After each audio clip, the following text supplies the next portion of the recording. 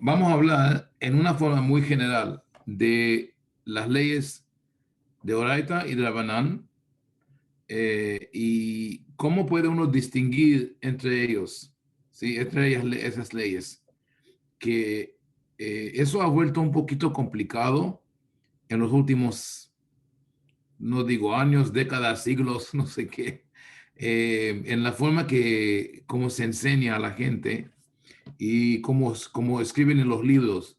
Los libros hoy son todos, podemos decir, antologías que traen todas las leyes en una forma, en mi opinión, muy desordenada. No te dicen cuál es el origen de la ley, de dónde llegó, y cómo ha desarrollado, de qué época. Por eso, si se acuerdan, cuando empezamos a estudiar en nuestra clase, eso fue una de las primeras cosas que hicimos, es hablar del desarrollo de Alajá y cómo hemos pasado esas diferentes etapas. Entonces, eh, primero vamos a hablar de las categorías, ¿sí? De cómo lo menciona la gente. Una ley de Oraita es una ley que está escrita claramente en la Torá o que está interpretada por los rabinos para decir que eso es lo que la Torá requiere. Es decir, la Torá dice no puedes cocinar eh, carne con leche, ¿sí? Pero la Torah no dice carne con leche, la Torah dice un cordero en la leche de su madre, ¿sí? Eh, y los rabinos dicen que cualquier carne en cualquier leche no se puede. Entonces eso sería una interpretación rabínica de la ley de Oraita, pero tiene autoridad de ley de Alajá de Oraita, ¿sí?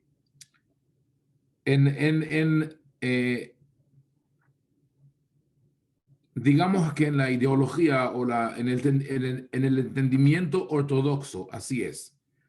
Habían otros movimientos en la antigüedad, se llamaban saduceos, en el siglo primero, segundo. Más tarde, en el siglo séptimo, octavo, en Babilonia se llamaban caraítas o caraim. Y hoy en día, a veces los reformistas y otros movimientos pueden interpretar la ley diferentemente. Y te van a decir, por ejemplo, que solamente la leche del joven, la carne del joven en la leche de su madre está prohibido, por ejemplo. Pero nosotros estamos hablando del punto de vista tradicional, y con esa perspectiva yo enseño la ley y con eso aceptamos que los rabinos dijeron que está escrito en la Torá, eso lo aceptamos como ley de Oraita. Pero los que ellos dijeron o admitieron que de cualquier ley, que eso es una ley legislada por ellos, escrita por ellos, como un decreto o como un sistema de defensa, o añadiendo a la ley de Oraita, eso se llama de Rabanán. Ahora, hay varios problemas. Vamos a hablar uno por uno. La Torah dice, eh, la Torah dice, לא תסור מן הדבר אשר יגידו לך ימין ושמאל. No puedes salir del camino de lo que ellos dicen a la derecha o a la izquierda, ¿sí? Entonces, habían rabinos a través del tiempo que dijeron que ese es un mandamiento de Oraita. La Torá nos manda que obedecemos a los rabinos. Entonces, obedecer a una ley rabínica es por sí misma una ley de Oraita. ¿Sí? Se suena una paradoja y sí es. Porque si decimos esto, resulta que todas las leyes de Rabanán tienen más autoridad que la ley de Oraita. Porque Si uno transgrede una ley de Oraita, transgresó una ley, pero si lo hizo de la banán, por ejemplo, digamos que los rabinos dijeron que tiene que prender velas de Hanukkah, ¿sí? Y ese señor no prendió velas de Hanukkah. Entonces, la primera transgresión es no prender las velas, como dijeron los rabinos. Segunda transgresión es no cumplir con la mitzvah de obedecer a los rabinos, ¿sí? Sí, eso es un argumento que se puede encontrar en los libros rabínicos, pero es ridículo. Lo lamento que lo digo así, ridículo. ¿Por qué? Porque en toda la literatura talmúdica, la ley, la regla es muy simple, muy clara. Si hay una contradicción entre ley rabínica y ley de Oraita, la ley de Oraita tiene prioridad, siempre es más importante. Entonces ellos entendieron que este mandamiento, esa mitzvah, escuchar a los rabinos, es temporal, no es eternal, no es decir que para siempre eso tiene más autoridad que la ley de Oraita, sino que en el asunto específico donde había problema y los rabinos te guiaron y dijeron, eso es lo que tienes que hacer, tienes que obedecer, ¿sí? Y si uno no prendió velas de Hanukkah, solamente tiene una transgresión de no prender velas de Hanukkah. La otra es de no escuchar, no obedecer a los rabinos. Es, estamos perdiendo la estructura del pueblo como una comunidad que sigue las mismas leyes. Ahora, el problema de cuando vamos a definir leyes de Oraita es que en casi cada alajá, cada ley, hay, hay disputas en las discusiones en el Talmud, ¿sí? Diferentes opiniones. Por ejemplo, digamos,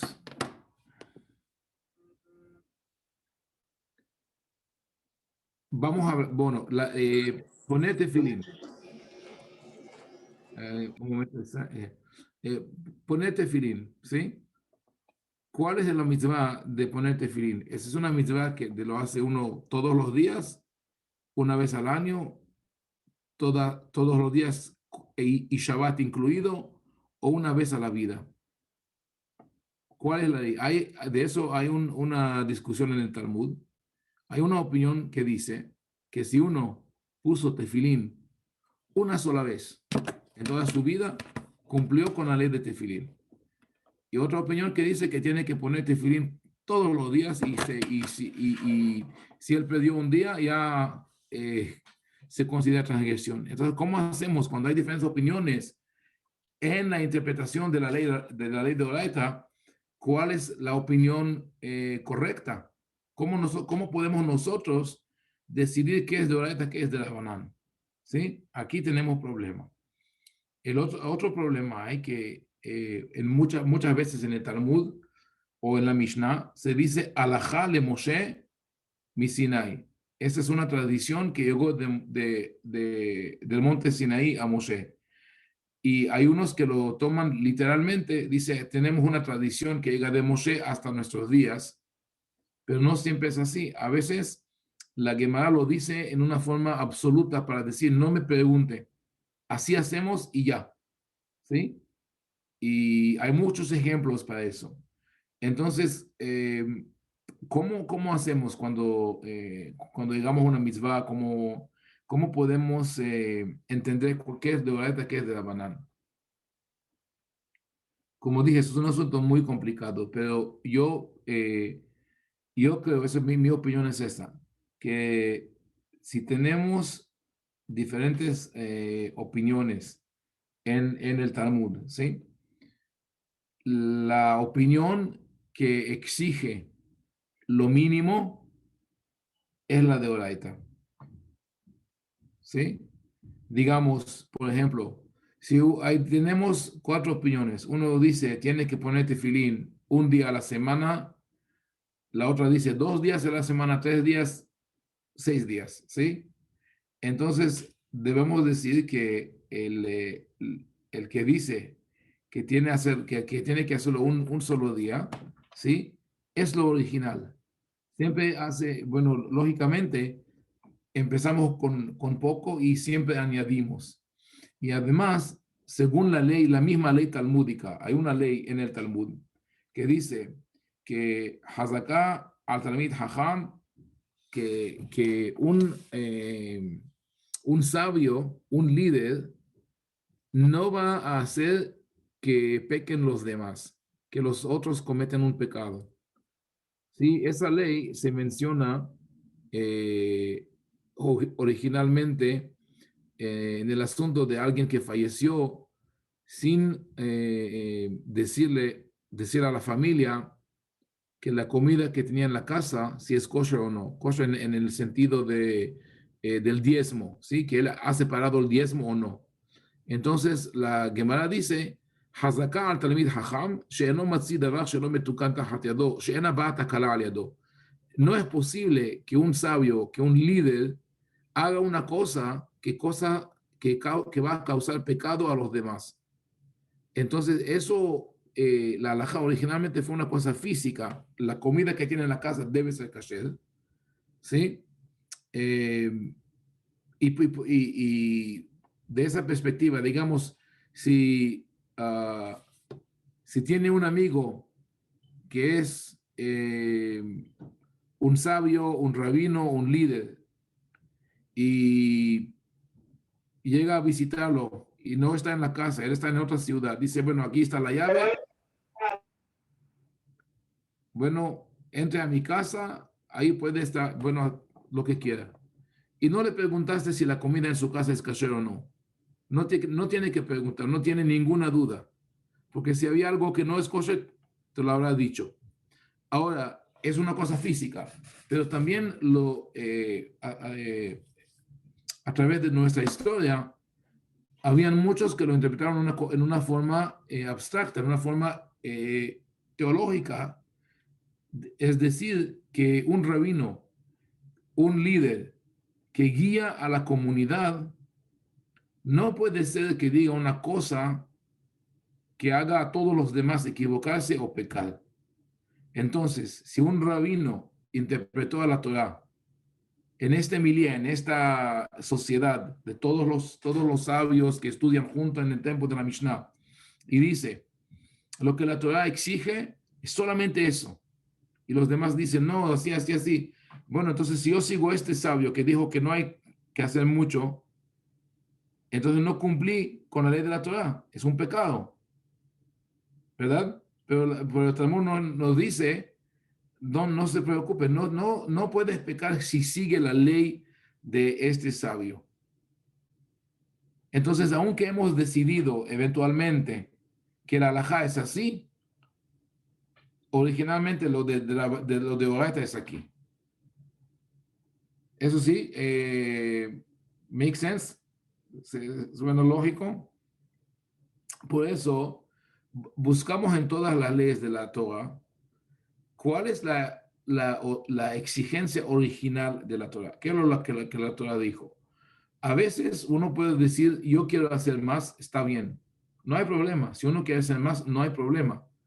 Pero siempre hay que dar cuenta que lo que nosotros añadimos, que lo que nosotros agregamos, que no haga daño a otras personas, ¿sí? Entonces que tomar eso en cuenta. Sí, eso es, bueno, algunas preguntas sobre eso, porque fue una respuesta muy larga a esta pregunta. Si tenemos ejemplos específicos que quieran preguntar o algo de ese asunto. Solamente les recuerdo que si me preguntan en portugués, que hablan despacio. Rabino, provavelmente, o que eu entendi é que essa lei de Rabanã, ela na verdade, ela funciona como uma cerca em torno da lei de Oraita, para evitar que haja uma transgressão de uma lei de Oraita criou-se cercas, às vezes eu vejo até cercas demais, mas na verdade é uma cerca para evitar que haja uma determinada transgressão que realmente seja o cerne, o núcleo do entendimento da Torá. Seria esse meu pensamento estar correto. Ok, entonces ya, eso es otro asunto. Y es importante que cuando hablamos de las, como dijiste, las cercas que pusieron alrededor de la Torá, ¿sí? Hay que saber cuál es la ley original y cuál es la cerca.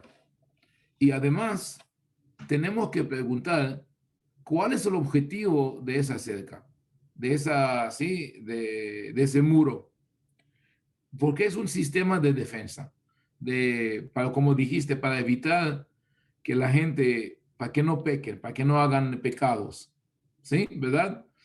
Ok. Ahora, en una forma muy, muy general, es una cosa que yo, digamos, que yo he escrito sobre eso y lo presenté como en diferentes oportunidades, y la comunidad ortodoxa es muy terca en este asunto, no acepta. Y explico, yo digo eso, ¿cuál fue el objetivo de las cercas? ¿Qué es lo que querían los rabinos defender? Para mí es muy claro que lo que los rabinos tenían en mente es la integridad del pueblo judío.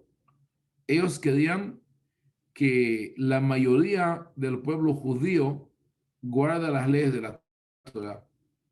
Y entonces hicieron unas cercas para evitar situaciones que la gente transgrede la halajá. Por ejemplo, con el eruv, ¿sí?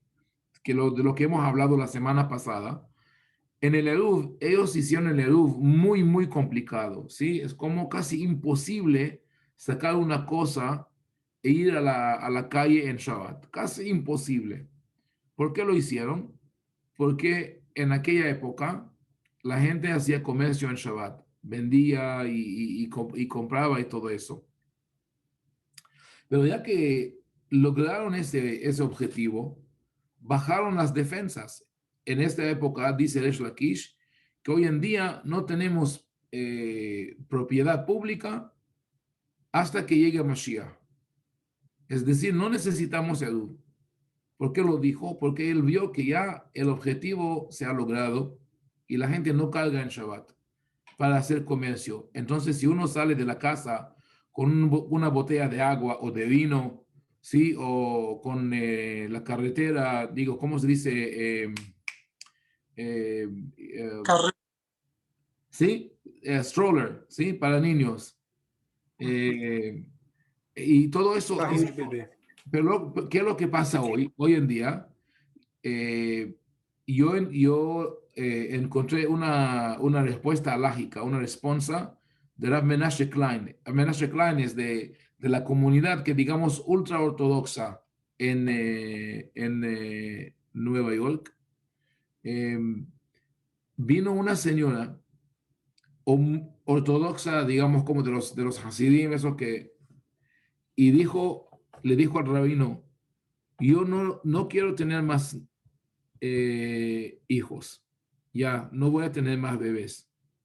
Le dijo el rabino, ¿por qué? Le dijo, porque yo estoy en Shabbat, estoy en una prisión, ¿sí? Estoy en una jaula. No puedo salir. Estoy en la casa. Y eso no es Shabbat. Entonces no quiero más niños. Dice el rabino, mira, ¿qué hicieron?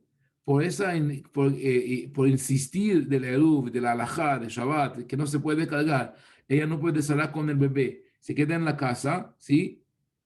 Y dice, bueno, no quiero tener más hijos. Entonces eso es lo que hace pero más, peor que eso, en Israel, en el país de Israel, donde vive la mayoría del pueblo judío hoy, o la mitad del pueblo judío, 85% de la población dice que no se identifican como gente religiosa. ¿Por qué? Porque la religión volvió demasiado difícil, rígida e imposible. Alguien quiere ir a comer algo, ¿sí? En un restaurante. Le dice, bueno, este restaurante tiene que tener supervisión sobre las verduras, sobre el agua, el pan. Sí, tenemos que tener un mashgiach por la mañana y uno por la noche y bueno, si vas a viajar, no puedes comer aquí, no puedes comer allá, no puedes hacer nada. Entonces hay muchos que dicen, bueno, no quiero ser un judío observante.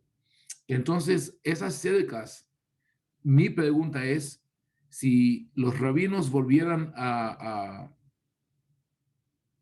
través de, no, viajaban, sí, en tiempo, sí, time travel, o que volvieran a vivir hoy en día, ¿qué habrán dicho? ¿Sí? Ellos dirían, ¿qué hiciste con el pueblo judío? ¿Dónde están todos? ¿Sí? Además, hay muchas leyes rabínicas que es obvio que son temporales, que dependen de una situación temporal y que esa situación ha pasado y ya no nos preocupamos con esa. ¿Sí? Ayer di un ejemplo en la clase que tuvimos en inglés, pero le doy otra vez aquí, de la leche que se llama Halab Israel. ¿Sí? Eh, el Talmud habla de eso y dice que uno no puede tomar leche si no, si no fue, ¿cómo se dice to milk the cow? Se me olvidó la palabra. Ordeñada. Sí, si no fue ordeñada bajo la supervisión de un judío. ¿Por qué? Porque tenemos miedo que el no judío va a mezclar leche que no es kasher con la leche kasher, ¿sí? Bueno, eso fue una preocupación en la época antigua. Hoy en día hay regulaciones del gobierno y eso no le vale al dueño hacer. Si no vives en una selva, ¿sí? Eso no tiene que preocupar, no es una preocupación, pero todavía siguen en todas las supervisiones kasher, tenemos esas categorías de Halab Israel, no Halab Israel. O el segundo Yom Tov. Si los que no viven en Israel tienen que hacer 2 días de fiesta.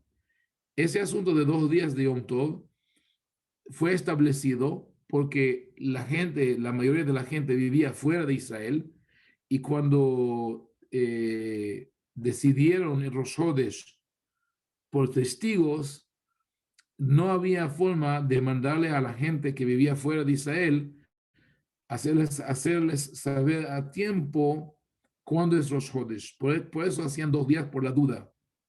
¿Sí? Pero no tenemos duda. Tenemos el calendario. Hay Hebrew Calendar, HabCal, en el internet que le puede dar la fecha y los Hodesh hasta el año 10,000, ¿sí? Entonces, ¿por qué nos quedamos con ese Yom Tov?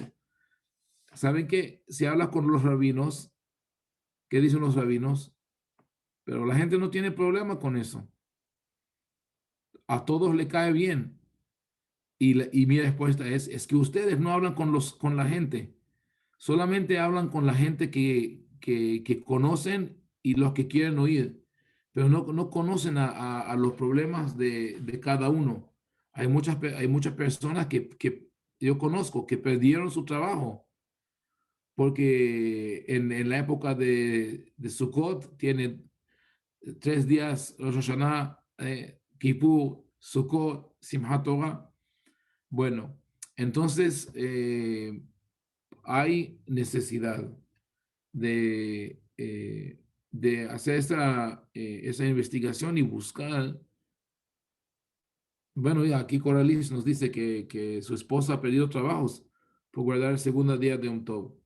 Y hay un remedio. Bueno, el remedio sencillo para eso es decir, debemos recordar que las leyes rabínicas son temporales. Es muy importante. Eso eso la comunidad ortodoxa, la mayoría de la comunidad ortodoxa no lo acepta como regla. Ellos quieren decir que las leyes rabínicas son eternas. Y eso es les voy a presentar mi argumento por qué no son eternas. Y tal vez lo hemos dicho una vez, pero es importante que lo repetimos. En la Torah hay una ley que dice que no se puede cobrar sus deudas después del séptimo año. ¿Sí? Si yo di un préstamo a un amigo y él no me pagó hasta el año séptimo, lo que se llama Shemitah, ¿sí? Cuando se acaba el año séptimo, yo no lo puedo cobrar. No puedo ir a mi amigo y decirle, ¿dónde está mi préstamo? Deme el dinero. Porque la Torah dijo que todas las deudas se anulan, se nulifican, se absolven en el año de Shemitah. ¿Ok? Pero hoy no lo hacemos, ¿verdad? Porque, ¿qué pasó? ¿Qué ha cambiado? Hillel, en el primer siglo antes de la era común, Hillel, el sabio, Hillel Azaken, dijo, tenemos un problema. La gente no presta dinero. Y ahora los que necesitan el dinero no lo tienen. ¿Qué vamos a hacer? Sí, porque volvemos a la misma situación. Si un amigo me vino a pedir un préstamo, ¿sí? La primera vez lo di, pero lo perdí después del séptimo año. Pasó el séptimo año, él llega otra vez, me dice, ¿me da un préstamo? No. Ya no puedo. Porque yo sé que después de 7 años lo voy a perder. Entonces, los rabinos de hoy habrán dicho, bueno, que no haya préstamos, no nos importa, si dijo la Torah. Pero eso no es lo que dijo Hillel. Hillel se fijó en el objetivo de la ley de la Torah. Él preguntó, ¿por qué la Torah nos dijo que no se cobran las deudas después del séptimo año? Y contestó, la Torah dijo, Efes kiloye bejaevion. Eso es para luchar la pobreza, para que no hayan pobres en el pueblo judío. No queremos que haya una situación que la gente poderosa sigue dando préstamos a la gente pobre y cobrarles, bueno, no pueden cobrar interés, pero como ellos no pueden pagar los deudas, son campesinos, a veces las frutas del campo no salen, entonces poco a poco pierden todas sus propiedades y se vuelve una sociedad donde hay pocos que tienen todo y la mayoría tienen nada, como es en Estados Unidos ahora. Sí, el 1% que está encima. Dicen esa semana que Elon Musk, ¿sí? De Tesla, pasó a Jeff Bezos como la persona, el hombre más rico del mundo, ¿sí? Él tenía 180 billones de dólares y ahora tiene 190, ¿sí? Más que Bezos. Y él dijo, cuando lo dijeron eso, pues sí, bueno, volvemos a trabajar. Es que ya unas dos personas en los Estados Unidos tienen casi como toda la demás de la población. Es imposible. Entonces, el objetivo de la Torah fue que no hayan pobres. Por eso, después del séptimo año, no cobran las deudas. Pero eso funcionó hasta un momento, un nivel en la sociedad israelita, cuando estaba una sociedad agraria y la economía era economía agraria, campos, frutas, ¿sí? No existían préstamos de cantidades de dinero. Y esos préstamos los solían hacer amigos que tenían confianza uno del otro. Pero cuando se cambió la sociedad, ya es una sociedad que está basada más en comercio, ¿sí? Y en dinero, tenemos un problema. Entonces dice Hillel, si los ricos no prestan dinero a los pobres, la economía no funciona y los pobres vuelven más pobres. Y entonces no solamente que no hemos logrado el objetivo de la Torah, sino que estamos yendo contra la ley de la Torah. Por ser pasivos, por no corregir el problema que resulta de la ley de la Torah, estamos transgrediendo la ley de la Torah. Entonces él sugirió un remedio. Pero este mismo hecho, todos lo saben, eso se llama prosbul, ¿sí? Todos lo explican, por qué lo hizo, por qué no lo hizo. Pero una cosa queda que no puede cambiar.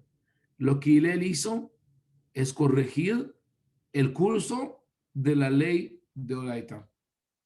Es que como, digamos, un piloto que tiene piloto automático, ¿sí?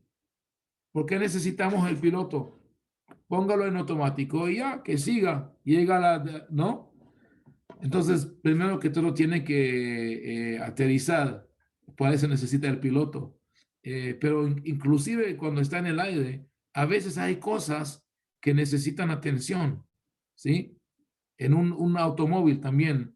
En mi carro tengo un cruce automático, pero me dice, bueno, ponga las manos ¿sí? Para manejar. La Torah los puso en automático, ¿sí? Las leyes así son y no se cambian.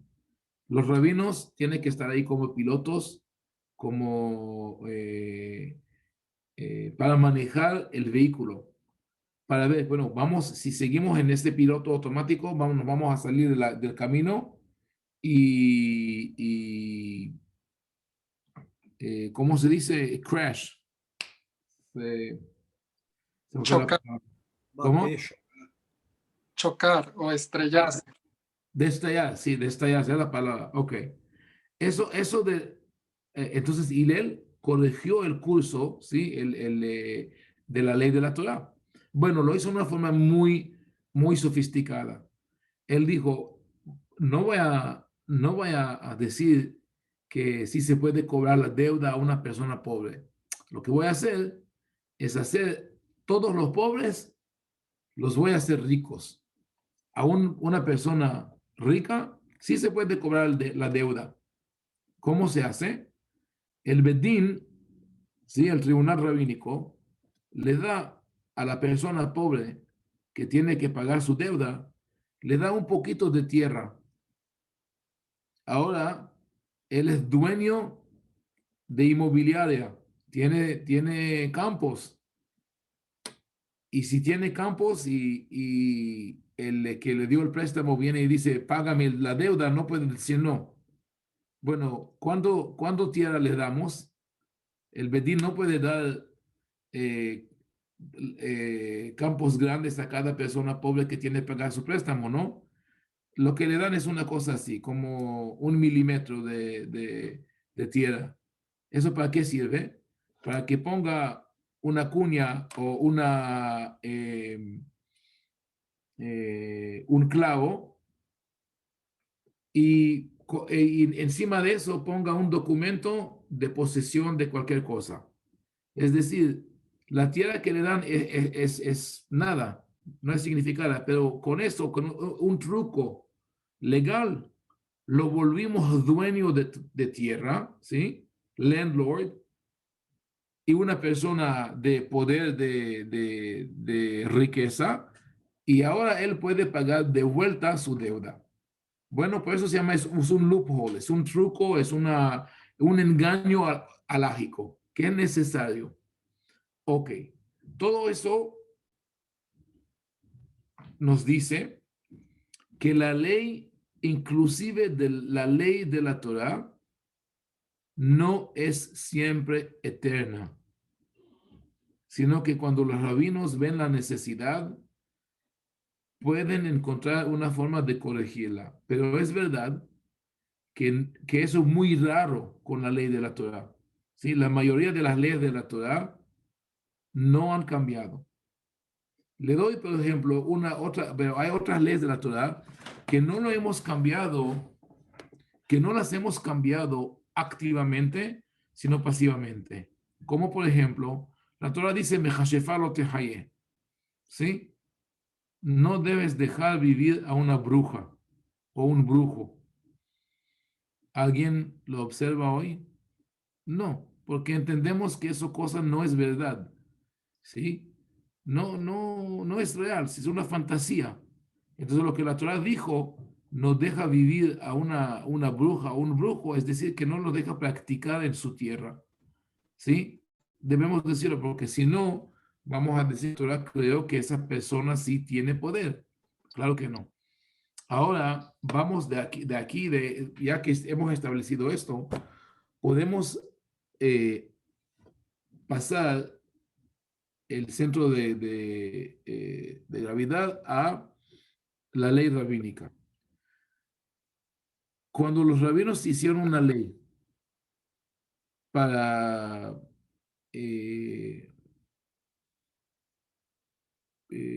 corregir una situación o evitar un problema, ¿sí? ¿Cómo podemos decir que su ley fue una ley eterna y que nunca se puede cambiar? Si digo que la ley de los rabinos fue eterna, sabiendo que Hillel ha cambiado una ley de la Torá, resulta que le doy a los rabinos más poder, más autoridad y más profecía que a la ley de la Torá. Porque digo que Dios no pudo dar una ley que existe para siempre, tenían que corregirla, pero los rabinos sí podían. Sí, podían hacerlo. ¿Sí? Entonces, yo digo que todas las leyes que tenemos, que observamos hoy, hay que estudiarlos al hondo, ¿sí? Y entender de dónde vienen. Y por eso, si necesitamos, como ustedes, hay unos de ustedes que conocen el Hajam Sassoon y su Sidur Alat Libi, él hizo una tefilá más corta. Yo también hice mi Sidur con tefilá más corta. ¿Por qué? Porque veo que la gente, por tener tefilás tan largas y que no entienden la mayoría de la tefilá, no hacen el resto. Y si no, si le damos la oportunidad de hacer unos rezos más cortos y más en lo que los entienden más, eso lo acerca más al judaísmo y a observar a las leyes.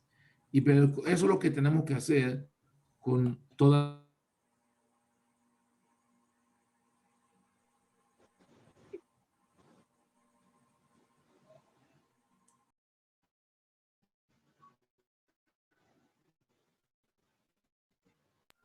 Caiu. Nós estamos indo aqui, né? Caímos não. Caímos não. Se le cayó la conexión al rabino. Só o Rabino que caiu, a internet de Rabino. Ele tá com um ícone diferente que eu nunca tinha visto no Zoom. Sim.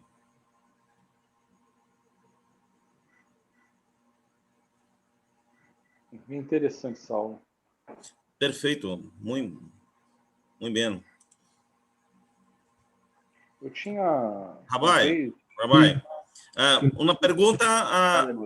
é muito excelente aula, excelente. Ok.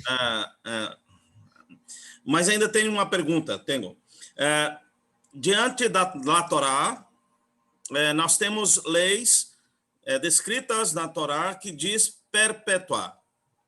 O senhor falou que a questão eu queria ver essa oscilação dessa questão perpétua da visão rabínica em cima da lei perpétua da Torá. Por exemplo, relação sexual indevida. ou, por exemplo, descumprimento de Shabat. É perpetuamente proibido deixar de descumprir o Shabat. Está na Torá. E, nesse sentido, existem leis que não têm perpétua. É Sí. só isso que eu quero ver, essa questão. Sí. Sí, no, la ley, entonces la ley general de observar el Shabbat es perpetua, pero la definición, cuál es, qué se considera transgresión o no, es una cosa temporal. Doy un ejemplo pequeño porque tenemos que ir a nuestra Kabbalah Shabbat pronto. Una ley rabínica de Muktzeh. Los rabinos dicen que hay una cosa, eso es una cosa que lo crearon los rabinos, ¿sí? Una categoría de cosas que se llaman Muktzeh, que no se puede tocar en Shabbat. Los rabinos crearon esta categoría para asegurar el carácter de Shabbat, ¿sí? Cómo se porta uno en Shabbat y todo eso. Y bueno, una de las cosas que no se puede tocar en Shabbat son animales, ¿cómo se dice? Pets, like o los animales que tienen la casa. Pets. Pets. Mascotas, ¿no? Mascota. Sí. Mascota. Mascotas. Ok. Pero entonces hoy en día hay rabinos, la mayoría de los rabinos, la mayoría de los, no sé, si alguien que tiene un perro y preguntó a un rabino que si lo puede tocar en Shabbat, no, le dicen no se puede, ¿sí? Inclusive si un perrito así que pequeño, que no lo puedes tocar, no lo puedes alzar, no. ¿Y de eso de dónde viene? Viene del entendimiento, como dijo Yoes, que la ley rabínica también es perpetua. No es. En la época rabínica, cuando decidieron qué es muktzeh y qué no es muktzeh, la gente no tenía mascotas en la casa. Tal vez el faraón, no, los faraones tenían gatos, creo.